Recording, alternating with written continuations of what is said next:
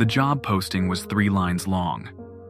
Transcriptionist needed, Latin required, discretion essential. That was it. No company name, no salary listed, just a phone number. I had student loans crushing me like a vice, so I called. Father Marcus answered on the first ring. His voice sounded like gravel rolling in a metal drum. "Can you read Latin?" "Yes," I said. 4 years in college, 2 in high school. "Can you keep your mouth shut?" "Absolutely. St. Bartholomew's Cathedral. Tomorrow morning, 6 sharp. Bring examples of your handwriting." The line went dead. St. Bartholomew's squatted on Meridian Street like a stone toad. Gothic architecture always looked hungry to me, all those spires reaching up like teeth. I arrived at 5:45 and waited by the side entrance as instructed. The morning air tasted like rust. Father Marcus opened the door exactly at 6. He was younger than his voice suggested, maybe 40, with premature white streaking through black hair. His eyes reminded me of coal, dark and hard. "Follow me," he said. We descended. The stairs went down longer than any church basement should. The walls changed from modern concrete to old stone, then older stone, then something that looked carved from a single piece of rock. The air grew thick and tasted of copper pennies. The room at the bottom was circular, maybe 20 feet across. Bookshelves lined the walls, filled with volumes bound in leather so old it looked like dried meat. A single desk sat in the center under a hanging lamp. On the desk, an inkwell, a fountain pen, and a stack of blank parchment. "Your predecessor lasted 3 months," Father Marcus said. "Before that, the position had been held by the same woman for 60 years. She trained me when I was young." "What happened to her?" "Time." He pulled a thin volume from a shelf. The cover had no title, just a symbol that hurt to look at directly. "You'll transcribe these texts from Latin to English. 1 page per day. No more, no less." "That's it?" "There are rules." He held up one finger. "First, you transcribe exactly what is written. Every word, every punctuation mark, nothing added, nothing removed." A second finger. "You work alone. Always. If anyone enters while you're working, stop immediately and cover your work." Third finger. "Complete your daily page. If you make an error, you start over. No corrections, no crossing out." Fourth finger. "Never speak what you read aloud. Your predecessor forgot this rule." Fifth and final finger. "When you finish each page, place it in the slot there." He pointed to what looked like a mail slot in the stone wall. "Do not look through the slot. Do not keep copies. Once it goes in, forget what you wrote." What exactly am I transcribing? Rituals, prayers, instructions. The church has needs beyond Sunday Mass. He set the book on the desk. $1,000 per page. Cash, tax-free, interested? I thought of my loans, my empty refrigerator, my overdue rent. When do I start? Now, I'll return at noon. Remember, speak nothing aloud. He left. The door closed with a sound like a tomb ceiling. I opened the book. The first page was Ordinary, a prayer for blessing communion wine, though the ingredients listed weren't wine and water. The Latin was archaic but readable. I dipped the pen and began. "Take the blood of a ram birthed under the new moon. Mix with honey gathered from hives that have never known smoke." Simple enough. Strange, but simple. I finished in 2 hours, placed the page in the slot, and left through the door Father Marcus had shown me. It led to a different staircase that emerged behind the cathedral. My pay waited in an envelope on the top step. The second day's page was a burial rite. Not for a person, for a building. Detailed instructions on how to enter a structure that had grown sick with habitation. I transcribed. I collected my money. I went home. By the second week, the texts grew stranger. a ritual for closing the eyes of walls, a prayer to be said while mixing mortar with specific substances, salt, ash from burned hymn books, and something called penitent's tears. I looked that up later. Wished I hadn't. My predecessor had left notes in the desk drawer. Not about the texts. That would break the rules. About the job itself. Shopping lists, appointment reminders, normal things. But on one receipt, written in shaky handwriting, they're not metaphors. I found her name eventually. Sarah Moss. No, Sarah Marsh. The newspaper archive said she died of a stroke. The photo showed a woman who'd bitten through her own tongue. Strokes don't usually make you do that. Week 3 brought new categories. Exorcisms, but not for demons. For buildings. For streets. For infections of space. One ritual explained how to identify when a room had begun to digest. The symptoms were specific.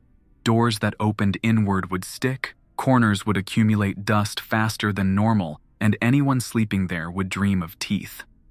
I started having those dreams. My handwriting changed. Not the style. I was careful to keep it consistent. But the ink seemed to sink deeper into the parchment. Some days, I'd finish a page and my hand would ache like I'd been carving stone. The money was incredible. $1,000 a day, every day. I paid off credit cards, caught up on rent, actually bought groceries. But I noticed things. The bills were always old. Sequential serial numbers, all printed in 1928. Week 4 introduced the remedial texts. These weren't rituals, they were reports, descriptions of what happened when the rituals worked. Or didn't. One described a church in Maine where they'd performed a foundation blessing wrong. Left out the crow's eyes.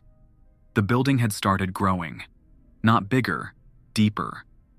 They found root systems made of stone spreading through the town's sewer system. The congregation had to be relocated. The building had to be fed regularly until they could find someone who knew the counter-ritual. Another report detailed a street in Chicago that had been improperly severed. The north end aged forward while the south end aged backward. People would enter young and exit old, or vice versa. They'd had to evacuate 6 blocks and perform something called a temporal suture. I transcribed. I placed the pages in the slot.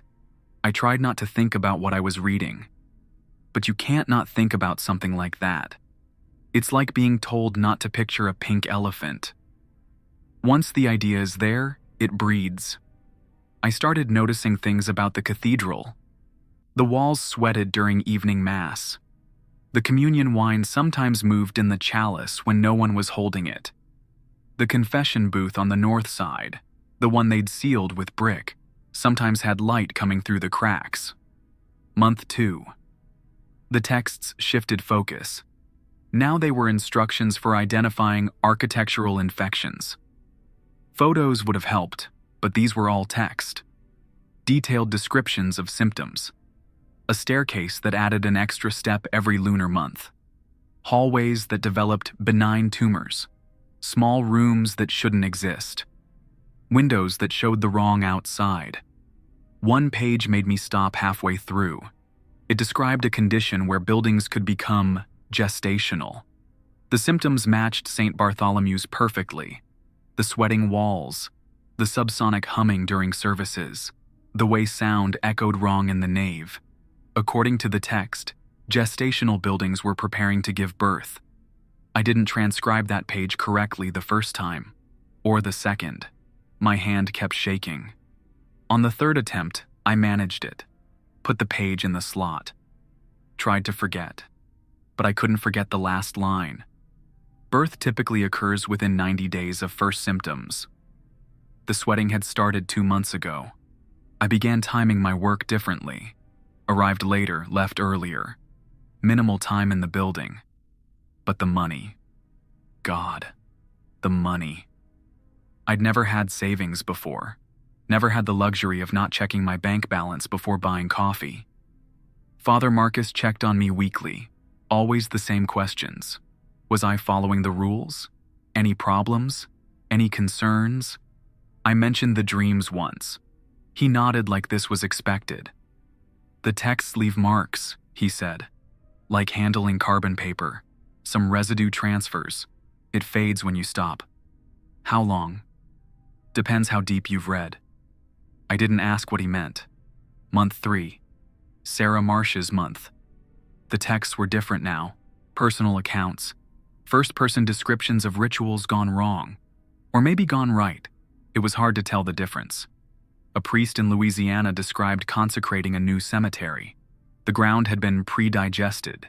His words. When they buried the first body, the earth swallowed it immediately. Not like settling. Like swallowing. They could hear it being processed beneath their feet. The funeral had to be relocated. The cemetery had to be fed 3 bodies before it would accept them normally. Another account from a nun in Arizona. She'd blessed a well with the wrong kind of salt. The water turned thick as saliva. Anyone who drank it could understand what the buildings around them were saying. She didn't elaborate on what they said. Just that knowing had driven 3 people to burn their own homes down. I found more of Sarah's notes, hidden in the binding of one of the older books. A single paragraph. The slot doesn't go anywhere. I checked, broke the rule and looked. It's just stone behind it. The pages dissolve, but the words don't disappear. They sink into the foundation. The whole cathedral is built on centuries of these texts, layer after layer, like sediment. That's why the walls sweat. That's why the building hums. It's digesting what we feed it. I should have quit then. Should have walked away. But the money, the damn money, and something else, a curiosity that felt like hunger. I wanted to know what came next, what deeper texts waited in those meat leather books. The dreams were getting specific, not just teeth now, specific teeth, molars with root systems spreading like veins, incisors growing in neat rows along my bedroom walls. I'd wake up running my tongue along my own teeth, counting to make sure they were all still mine. One night, I woke to find I'd bitten my pillow, torn chunks out of it. My jaw ached like I'd been chewing concrete. The fabric tasted familiar, like communion wafers, like the parchment I wrote on every day. That's when I understood what Father Marcus meant by reading deep. The job was changing me, not dramatically, not like the buildings in the texts that grew organs or developed appetites, subtle changes. My handwriting at home started matching my transcription style. I caught myself thinking in Latin. Food tasted different, bread especially. It all tasted like paper, like parchment, like words. 3 months. Sarah's limit. I told myself I'd quit at the end of the week. Just a few more pages. Just a little more money in savings. The book I was working from was nearly finished. Maybe 20 pages left. I'd started recognizing the handwriting of the original authors. Some wrote about architecture like lovers describing flesh. Others were clinical, methodical, recording their failures like scientists. Page 186 was different. The handwriting was shaky, desperate. The Latin was broken, mixing with English and something else, something older. It took me 3 hours to parse it out. The cathedral isn't being fed, it's being programmed. Each page is an instruction, each word is code. We're teaching it how to grow, how to spread, how to reproduce. The texts aren't rituals, they're DNA. We're writing the genome of something that builds itself out of stone and faith and accumulated prayer. When it's ready, when it's received enough instructions, it will divide. Mitosis on an architectural scale. 1 cathedral becoming 2, then 4, then 8, spreading through the city like... The text cut off. Dark stains covered the bottom half of the page. I transcribed up to the stain and no further. Put the page in the slot. Heard it dissolve with a sound like digestion. I was done. 3 months was enough. I'd quit tomorrow. Tell Father Marcus I couldn't continue. Thank him for the opportunity. Walk away with my savings and my sanity mostly intact. That night the dreams were different. Not teeth, not chewing. I dreamed I was a page, blank parchment, and words were being written on me, pressed so deep they scarred. I couldn't read them. They were backwards, meant to be read from the other side. But I could feel their meaning. instructions for growth, blueprints for expansion, architectural genetics encoding how to build something that had never existed before. I woke to find words on my arm, pressed into the skin like old scars. Latin. The same shaky handwriting from the stained page. She spoke the words aloud. Couldn't help herself. They wanted to be spoken. The words wanted out. She gave them voice, and they took hers. Now she's part of the foundation, still writing, still transcribing, down there in the dark where the pages dissolve. The words faded as I watched, but I could still feel them, under the skin, waiting. I understood why we weren't supposed to speak the words aloud. It wasn't about secrecy. It was about containment. The words wanted to be more than ink on parchment. They wanted to be sound, vibration. They wanted to spread through air instead of stone. Sarah Marsh hadn't had a stroke. She'd given the words what they wanted, and they'd taken her voice, her tongue, everything that could speak. Then they'd taken her down to where the pages went, to the foundation, to the digesting dark. I called in sick the next day, and the next. On the third day, Father Marcus came to my apartment. "You're at the threshold," he said. 3 months. It's the dangerous time. I quit. I know, they all quit at 3 months, or they continue forever. He handed me an envelope, thicker than usual. Severance pay, and a warning. The dreams will get worse before they get better. The words will want out. Don't let them. How long before they fade? Depends how deep you read. Sarah read very deep. She found the source texts, the ones that explain what we're really doing here. He paused at my door. If you're curious, those texts are on the lowest shelf, behind the Aquinas. But I wouldn't recommend it. Knowing makes it harder to forget. He left. I counted the money. $50,000. Enough to stay away. Enough to never go back. But the dreams, the words under my skin, the taste of parchment every time I ate, and the curiosity, that hunger to know. 3 days later, I went back. Just to look. Just to see what Sarah had seen. What had made her speak the words that took her voice. The lowest shelf, behind the Aquinas. A single volume bound in something that wasn't leather, wasn't skin, was something between. Something that had never been alive in the way we understand life. I opened it. The first page was a diagram, not of a building, of a system, a vast network spreading beneath the city, beneath every city, cathedrals and churches connected by lines of dissolved words, centuries of accumulated texts forming neural pathways in stone and soil. We weren't feeding the cathedral. We were feeding something the cathedral was part of. A vast architectural organism that existed mostly underground. The buildings were just sense organs, ways for it to taste the world above, to feel the vibrations of prayer and song, to grow toward sources of faith like plants growing toward light. And it was almost ready, almost complete. The texts we transcribed were the final instructions, the last pieces of genetic code needed for it to reproduce, to spread, to surface. The next page showed what would happen when it did. I closed the book, put it back, walked to the desk, sat down. The rules were clear. Transcribe exactly what is written. Work alone. Complete your daily page. Never speak the words aloud. Feed the pages to the slot.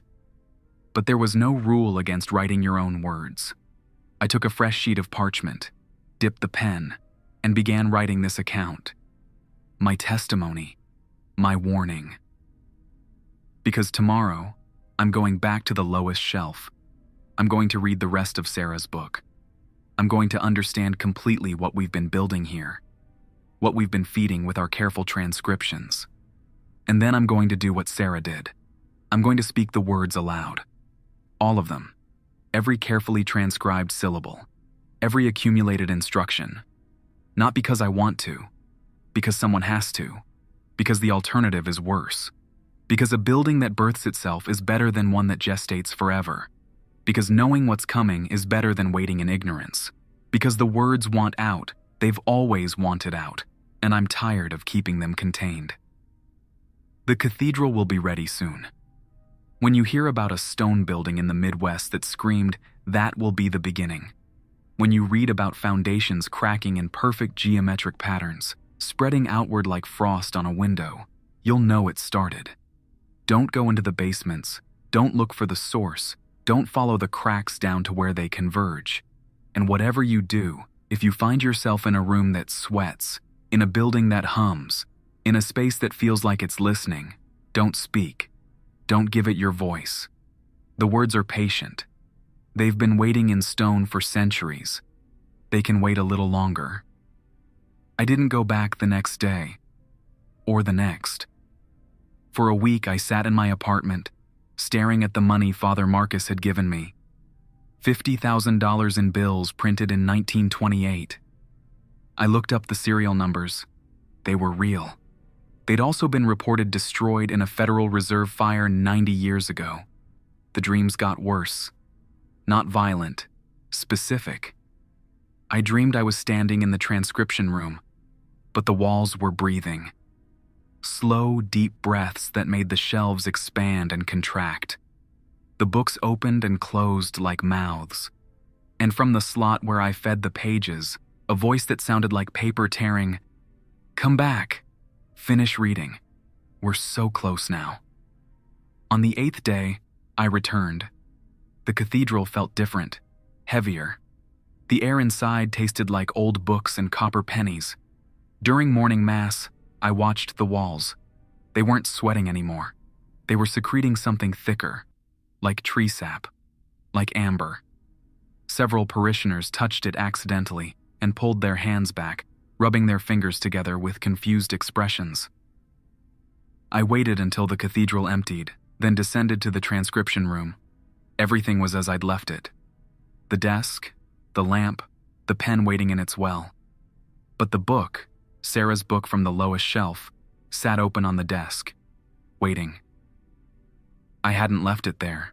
The page it was open to showed a map, not of streets or buildings, of growth patterns. Like looking at bacteria under a microscope, but the bacteria were cathedral-shaped, each one connected to the others by thin lines labeled with dates. I turned the page. Sarah's handwriting filled the margins, not the shaky script from the stained page. Clear, careful notes in English. It's not construction, it's cultivation. Every cathedral, every church, every consecrated building is a seed.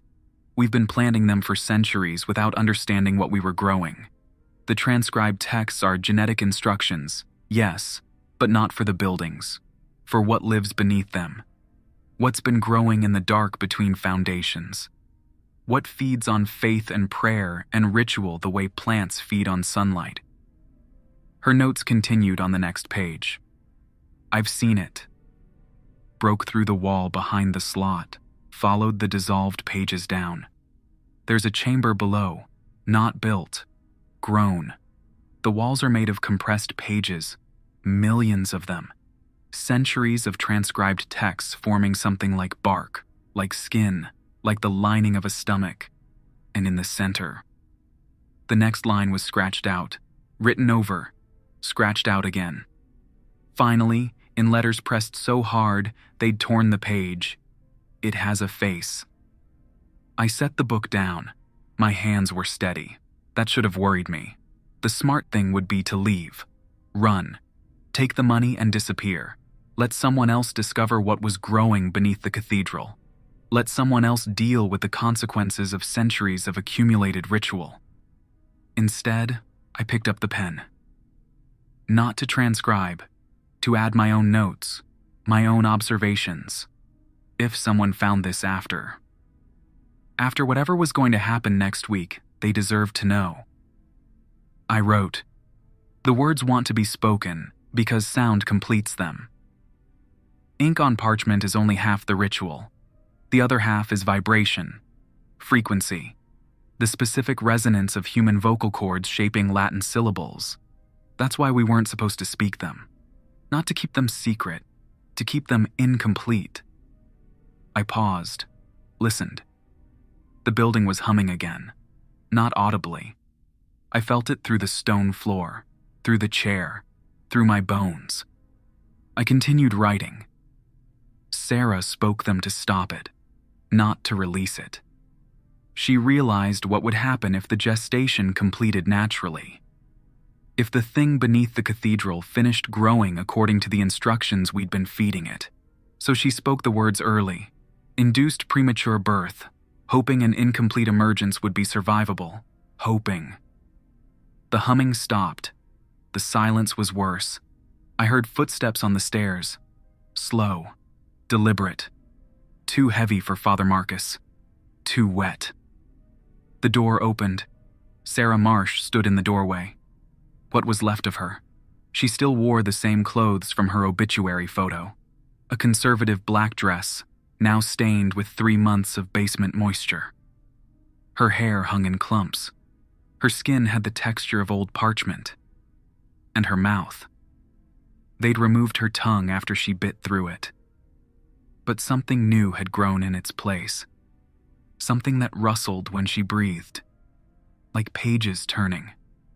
She walked to the desk, pulled out the chair across from me, sat down. The smell of old books and decay filled the space between us. When she spoke, her voice sounded like 100 whispers overlapping. "You're wondering if I'm dead?" I nodded. I am, partially. The parts that mattered. But the words needed a voice. After I spoke them, they took mine. Rebuilt me as something more useful. Now I serve a different purpose. She leaned forward. Her eyes were still human, still horrified. I'm the proof of concept. For what? For what happens to anyone who speaks the words before it's ready? The thing below, it's not cruel, it's practical. It needs transcribers, needs voices, but only at the right time. Speak too early, and you become a warning, a deterrent, like me. She stood, walked to the shelves, ran her fingers, too long now with too many joints, along the spines of the books. But you won't speak them early. You're too curious. You want to see what happens when it emerges properly, when all the instructions have been followed, when the birth happens on schedule. She pulled out a new book, set it on the desk. This is the final volume. 7 more pages, 7 more days. Then it will be complete. What is it? I asked. The thing below. What is it exactly? Sarah smiled. Her paper tongue rustled. Architecture isn't the only thing that evolves. Faith evolves. Belief evolves. Prayer evolves. For 2,000 years we've been performing the same rituals, speaking the same words, building the same structures. Did you think all that accumulated devotion just dissipated? That centuries of concentrated belief just vanished into nothing? She opened the new book. The pages were fresher. The ink still wet in places. It condensed, crystallized, gained mass and purpose. The thing below isn't a monster. It's what happens when enough people believe the same thing in the same place for enough time.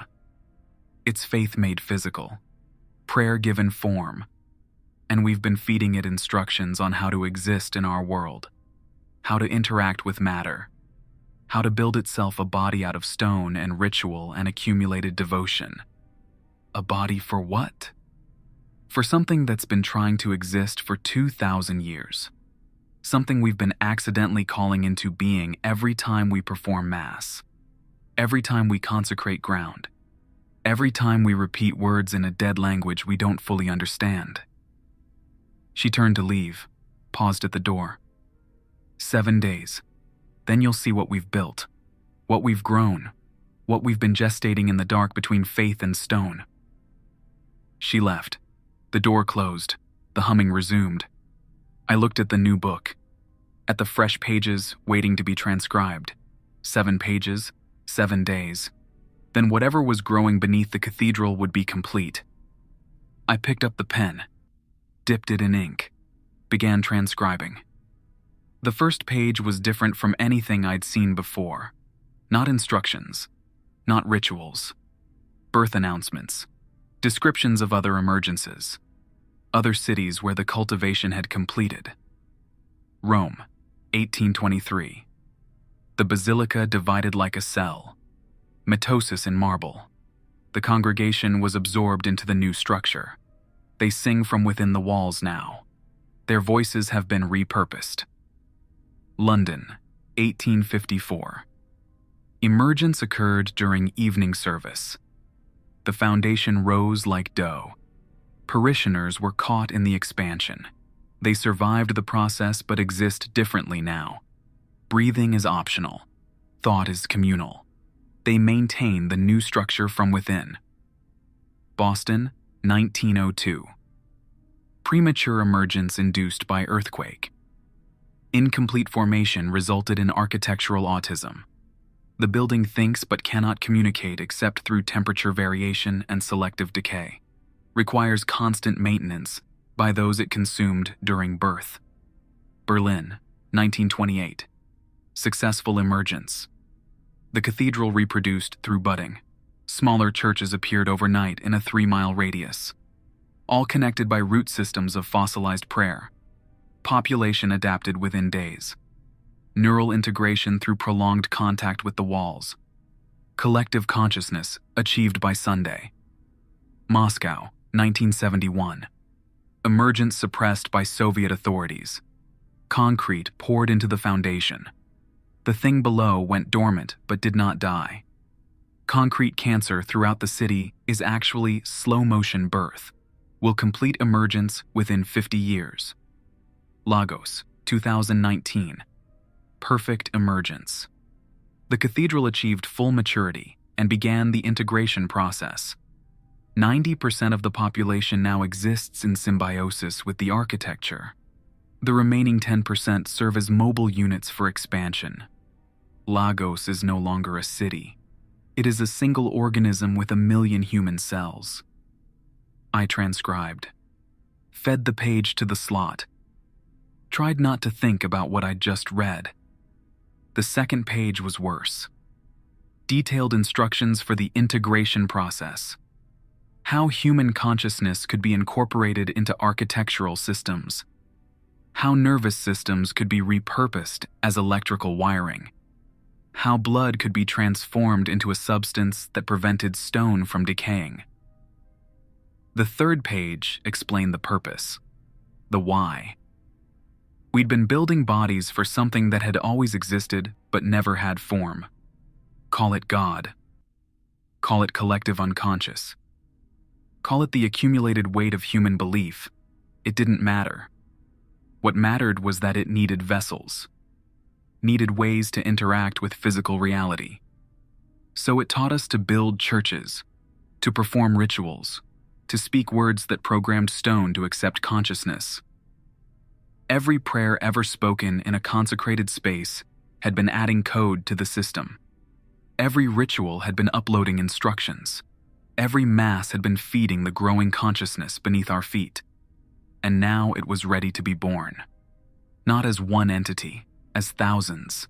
Every church a neuron, every cathedral a brain cell, every chapel a nerve ending. All connected, all aware, all hungry for the one thing they needed to complete the transformation. Believers. The fourth page listed the signs of impending emergence. I checked them against what I'd observed. The sweating walls, the humming, the amber secretions, the dreams, all present, all accounted for.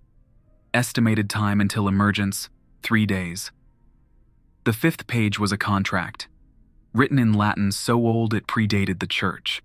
The terms were simple. Those who fed the emergence would be spared integration, would serve as caretakers, as mobile units, as the hands and eyes of the new organism that was about to encompass the city. All I had to do was sign. The sixth page described what would happen to those who refused, who resisted, who tried to warn others. The building would sing to them, would call them home, would make them want to touch the walls, breathe the amber air, rest their heads against the stone until the integration was complete. I was transcribing on autopilot now. The pen moved without my conscious control. The words flowed from eye to hand to page without passing through my mind, which was good, because my mind was busy with other things, calculating how many churches were in the city, how many consecrated buildings, how many people attended services every week, how many would be caught in the initial emergence, how many would come running when the buildings began to sing.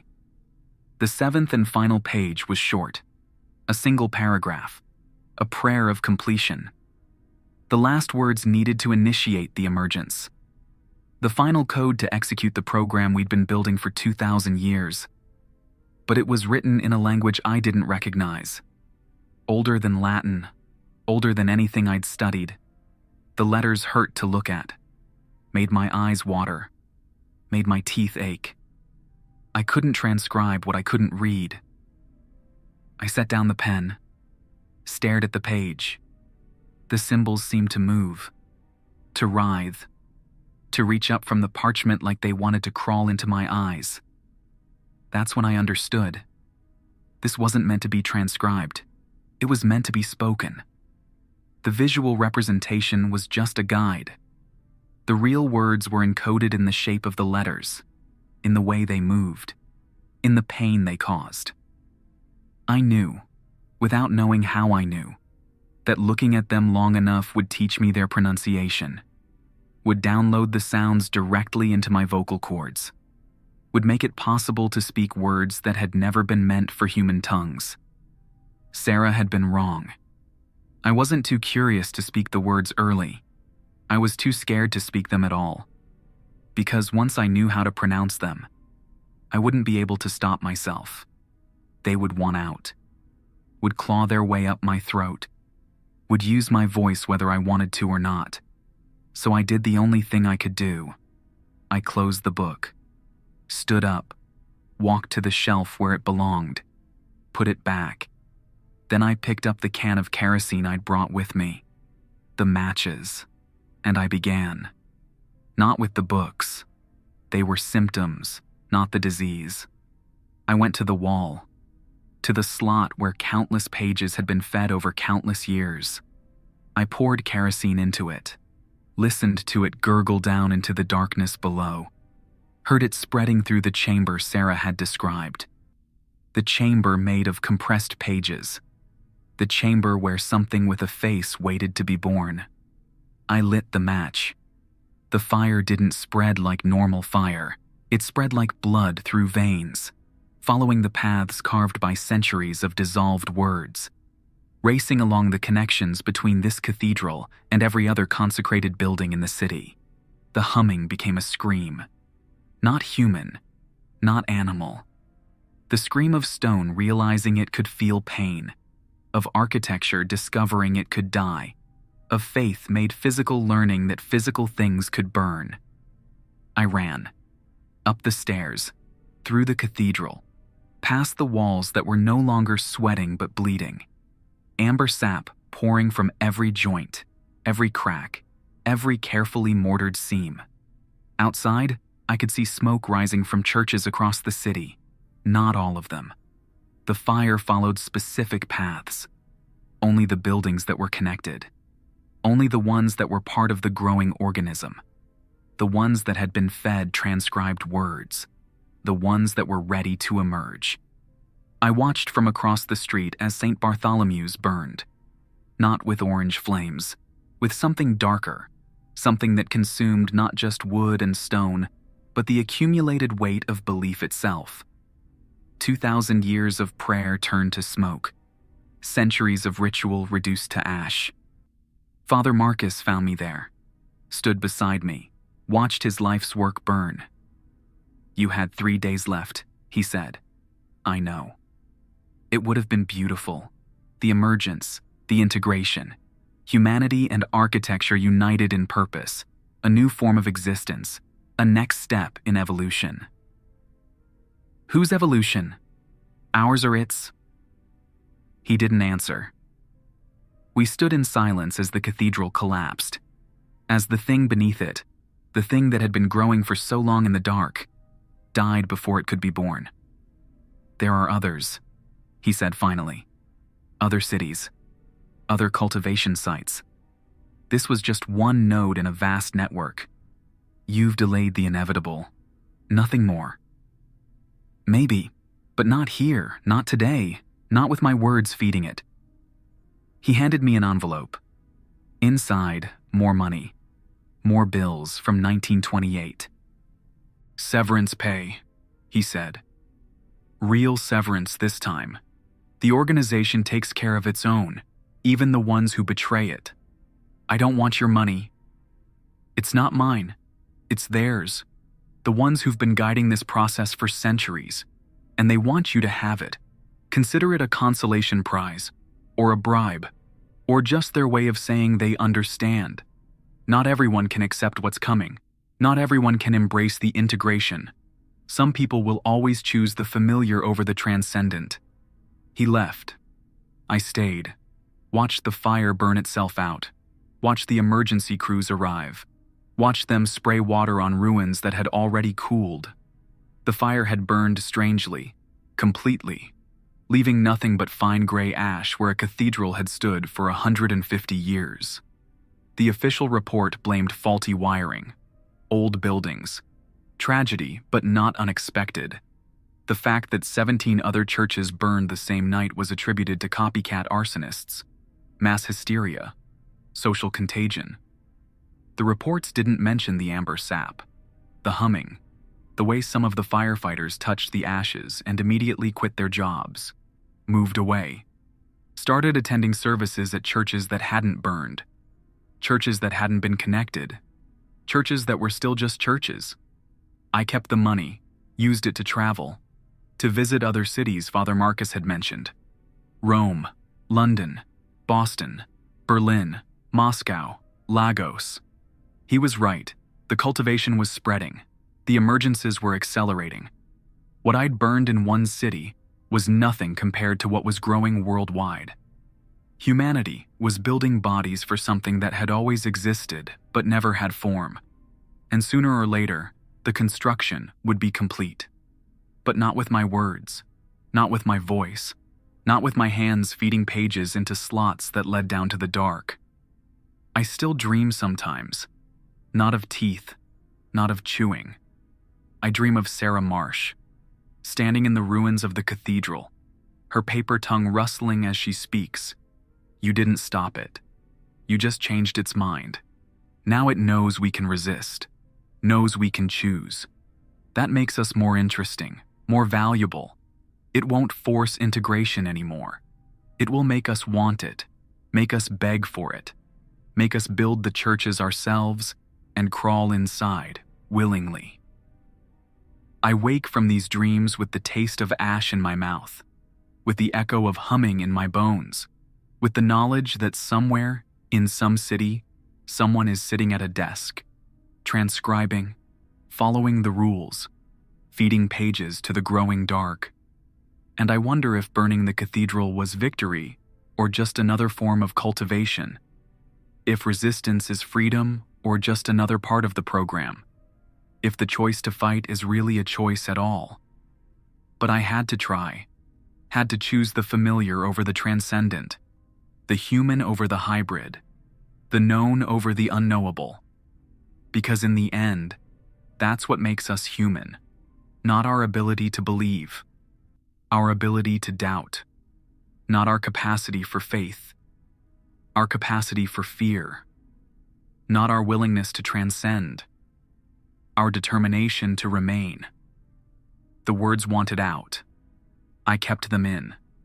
That has to count for something, even if it's not enough.